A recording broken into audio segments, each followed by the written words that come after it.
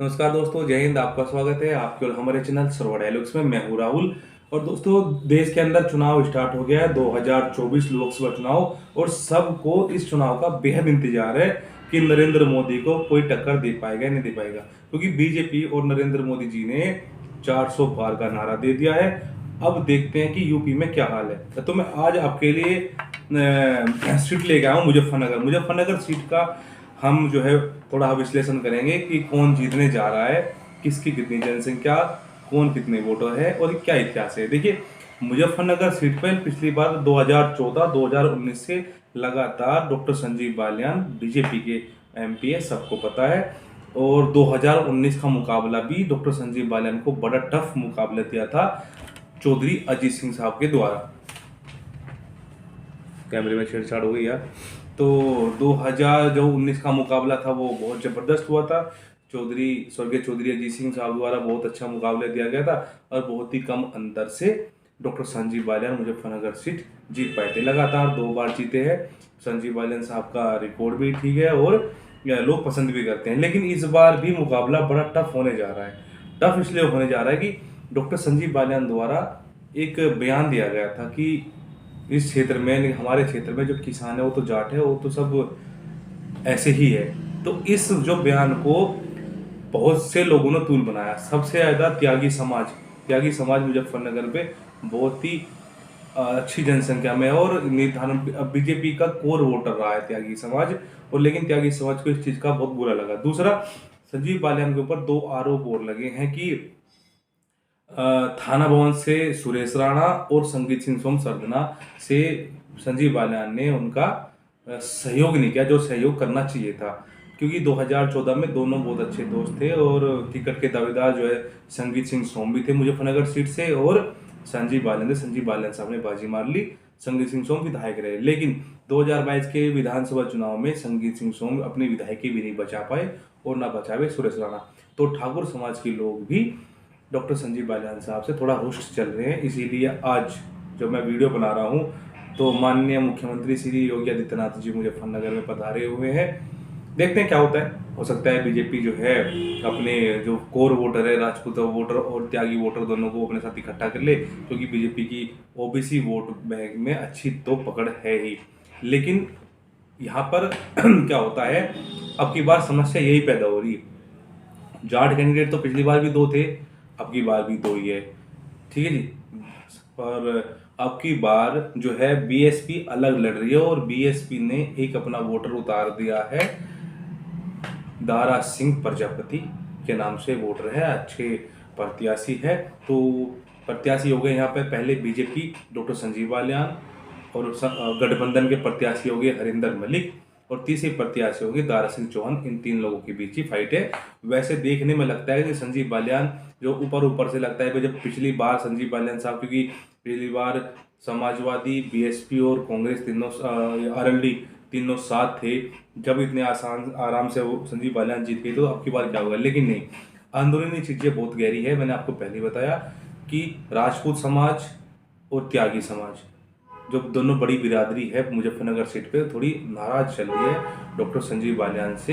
एक तो संजीव बालियान साहब का जो बयान है बहुत पुराने वाला, वो वायरल हो गया, शायद तो लोगों ने वायरल कर दिया, तो त्यागी समाज उस पर बहुत बुरा मान रहा है। लेकिन संजीव बालियान साहब शायद अपने साथ पूरा कर ले, क्योंकि बीजेपी का कोर वोटर रहा है त्यागी समाज। अच्छा, दूसरा जो है ठाकुर वोटरों में ये शंका है कि उनके 2 कैंडिडेट थे, दोनों कैंडिडेट संजीव बालियान साहब द्वारा सहयोग न कर पाने के कारण हार गए। संगीत सिंह सोम आपको पता है सबसे बहुत बड़ा नाम रहा है, और गन्ना मंत्री भी रहे हैं हमारे सुरेश राणा थाना भवन से उनका। तो दोस्तों, मैं आपको थोड़ा बता दूं मुजफ्फरनगर सीट पे क्या हिसाब किताब रहता है। ऐसा मुजफ्फरनगर सीट पे 41% के आसपास मुस्लिम आबादी है।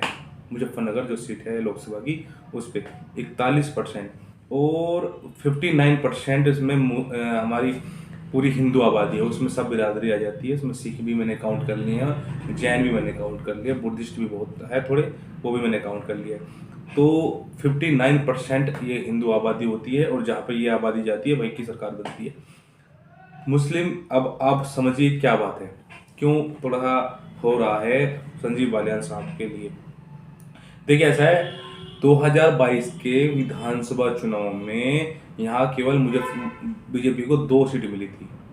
1, 2, 3, 4, 5 विधानसभा सीटें हैं, जिसमें से बीजेपी को मात्र 2 सीटें मिली थी। उसमें से भी बाई इलेक्शन में 1 सीट बीजेपी हार गई थी।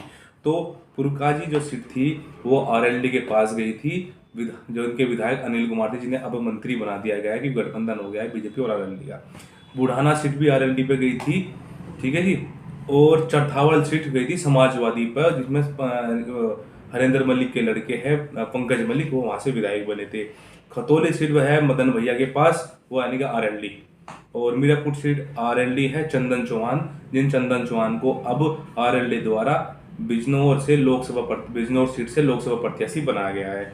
और केवल 1 सीट थी बीजेपी के पास मुजफ्फरनगर, जिसमें कपिल देव यानी कि जो मंत्री है कपिल देव वह है। तो दोस्तों इसलिए बता रहा हूँ टफ मुकाबला क्यों है। डॉक्टर संजीव बालियान के जब पिछली बार 19 का चुनाव जीते थे तो उसमें सारी की सारी सीट बीजेपी के पास थी, सारी की सारी सीटें बीजेपी के पास थी। लेकिन 2022 में पासा पलटा। 5 में से 4 जो विधानसभा की सीटें थी वे गठबंधन के पास चली गई। मुजफ्फरनगर सीट केवल एक बीजेपी के पास बची थी। मुकाबला इसलिए कैसा लग रहा है क्योंकि हरेंद्र मलिक द्वारा बीजेपी के कोर वोटर त्यागी समाज और राजपूत समाज में सेंधमारी की जा रही है, क्योंकि त्यागी समाज और राजपूत समाज थोड़ा नाराज है कि उनका ध्यान नहीं रखा गया है। जबकि बीजेपी के कोर वोटर है त्यागी समाज और ठाकुर समाज जो है बीजेपी का कोर वोटर है। अब देखते हैं मुकाबला टाइट क्यों होने जा रहा है। देखिए, तीसरे वोटर दारा सिंह चौहान बीएसपी ने उतार दे, वे भी हिंदू वोटर है और प्रजापति समाज से है। प्रजापति समाज की जितनी वोट है मुझे एग्जैक्टली पता नहीं कितनी वोट है, लेकिन जितनी वोट की वो सेंधमारी करेंगे वो हिंदू वोट में करेंगे, क्योंकि मुस्लिम वोटर का एक पैटर्न है, आप सबको पता है। मुस्लिम वोट जो है वहाँ डालती है पर जहाँ पे बीजेपी के कैंडिडेट को कौन सा कैंडिडेट हरा सकता है। तो सबको पता लग रहा कि इस समय मुकाबला डॉक्टर संजीव बालियान और हरेंद्र मलिक के बीच है। तो बीजेपी को हराने के लिए जो मुस्लिम वोट बैंक है, जो 41% के आसपास मुजफ्फरनगर सीट पे है, अपना वजन रखता है, तो वो हरेंद्र मलिक के साथ उसके जाने के चांसेस 99% है। बीएसपी के वोटर जो जाएंगे दारा सिंह चौहान के पास, वो केवल हिंदू वोटर जाएंगे। मुझे नहीं लगता कि मुस्लिम वोटर वहाँ जाएंगे। तो हरेंद्र मलिक जो है जाटों की कुछ ना कुछ वोट लेंगे, ठीक है जी। समाजवादी का जो कोर वोट है वो तो मिलेगा, साथ में मुस्लिम वोट।